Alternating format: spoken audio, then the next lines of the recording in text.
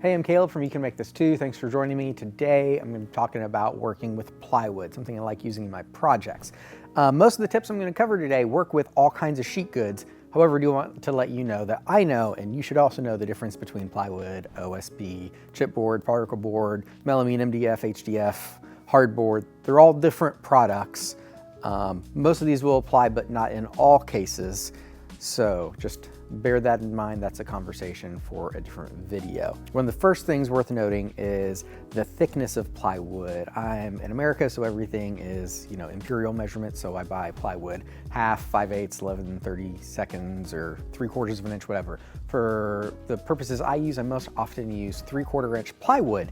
However, it's allowed to be have up to 1/16 of an inch variance in its thickness. So it could be a 1/16 thinner, 1/16 larger to account for manufacturing error. That said, I've always found it to be very consistently manufactured to that 1/16 under its specified dimension. So whenever I buy 3/4 inch plywood, it is almost always 11/16 of an inch. Just something to think about, because if I do a lot of CAD modeling. So if you model or you're doing out your dimensions and you plan for your 3/4 inch plywood to be 3/4 of an inch, and especially if you start stacking sheets throughout your project, that 1/16 error is going to add up and may cause a problem. A lot of times it won't, just kind of depends on how that goes throughout your project. But that's something to make sure you know, because the thickness isn't always there. One exception to that, I'm pretty confident MDF is actually manufactured to its specified thickness, so don't automatically assume that any sheet good is going to be a 1/16 of an inch thinner or its actual dimension. Unfortunately, in the world of woodworking, pretty much all the products we deal with, there is a nominal and actual thickness. So best practice with anything is just to, get your tape measure, a pair of calipers, whatever you use, and measure the actual thickness of your stock, if that's going to end up, creating a problem for you in your design. Another important thing to note about plywood is it has really ugly edges, and there are actually people who turn this into a feature and do cool plywood edge art. That's not me, it's not most people. So just know, if you try to prime and paint this, it's not gonna look good, it won't be even. So even if you're doing a paint grade finish, you need to treat this with something. I've heard of people using polyester resin like Bondo or something, or even drywall mud compound, but I think really the easiest is to use something made for the purpose of covering the edge, which is edge banding. It bands the edge. Iron-on is super simple. You can get it in big rolls like this off Amazon. I'll have a link below. It tends to be the least expensive way to get it, and I like to just kind of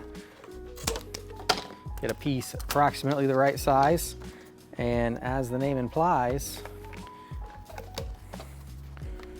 you just iron it on. It's really that easy. There are a few tricks to it though. So once it goes on, we'll need to trim it, and to help make that process go better and also to keep things stuck, I like to use a screwdriver or just the chisel and run it at a slight angle to kind of make sure that the edge of the edge banding gets, if we have the piece of plywood and the edge banding, I want to make sure it kind of gets on those edges, on the corners, that's the word I'm looking for, gets on those corners nice and good. There's all kinds of cool specialty tools for trimming it. I often just use a chisel, and that works just fine.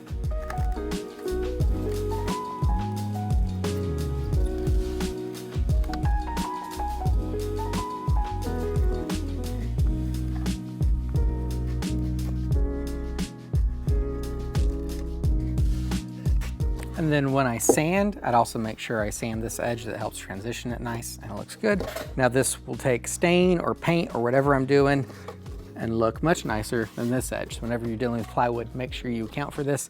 And if you're gonna be pre-finishing your pieces before you assemble, made this mistake a few times, make sure you put on your edge banding before you pre-finish all those pieces and put it together. It's normally obvious if you assemble and then you're gonna finish if you skip the edge banding, but honestly the edge banding tends to be a lot easier to put on before you assemble anyways. So make sure you plan for however you're gonna treat your edges if you are. Tip on cutting plywood: be mindful of the way your blade spins.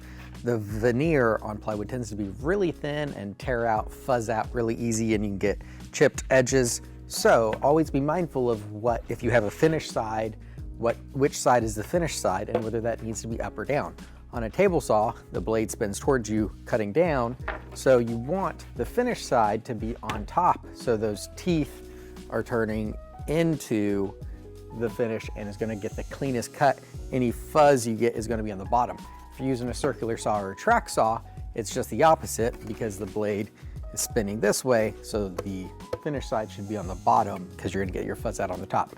Another great way to minimize that fuzz out though, if you have two good sides, is just lay tape down and that tape will support the fibers and help minimize your tear out. Another consideration for getting the best results when you're cutting plywood and not having tear out and fuzzy and nice crisp edges is to get a dedicated plywood melamine blade. Before I had my saw stop, which is a little more complicated to change the blade and gotta calibrate it. When I was just running a regular table saw, I had dedicated blades for everything, and so I'd always put in my plywood blade because it took like 45 seconds to swap it out. But in my track saw, I have a ripping blade and a plywood blade. So if you do a lot of plywood work, it's worth the investment to get a dedicated blade. You really do get much better performance out of those. So something to consider if you're working with plywood a lot and want the best results. Another common mistake with working with plywood, especially if you're dealing with like 3/4 and thicker, it's big, it's heavy, it's unwieldy. Do not try to take that stuff to the table saw unless you have a giant table saw table and rollers or whatever in your setup to be able to process that easily. It's dangerous and you're probably gonna just jack up your pieces. So not only are you creating a hazard, you're potentially ruining really expensive material. I like to always break things down first. Fortunately, I have a track saw that makes things nice and easy. I normally break everything down oversized on sawhorses with my track saw, then go to the table saw and get everything nice and consistent with those pieces. If you don't have a track saw, just use a circular saw. You can pair that with a straight edge or whatever you need to do to kind of keep things tracking nicely, but break down on sawhorses into manageable pieces and then take them over to the table saw. Last tip dealing with plywood has to do with finishing plywood. Plywood does have a real wood veneer, so you want to treat this just like you would any other wood. I'm going to use a water-based stain or finish on this, so if you use water-based, you always want to pre-pop your grain with some water. I like using 50% water mixed with 50% denatured alcohol. The alcohol helps the water evaporate faster so you can get to sanding quicker to raise the grain, because whenever wood meets water, it swells a little bit, and that'll either happen when you apply your water-based finish, or it can happen when you apply water, then you can sand it smooth. Then when you put your water-based finish on, that won't happen again. You get a smoother finish. The key, so if you're messing with plywood, follow everything you would do for regular wood, but you want to be much more careful with your sanding regime because the veneer tends to be super thin on most plywood and you don't want to burn through it with your plywood.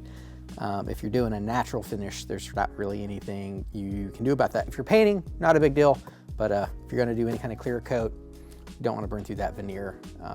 Pretty much just ruin the piece. Anyway, I hope those help you and help you turn out some better projects. Hope you learned something, were inspired, or at least entertained. Until next time, make time to make something.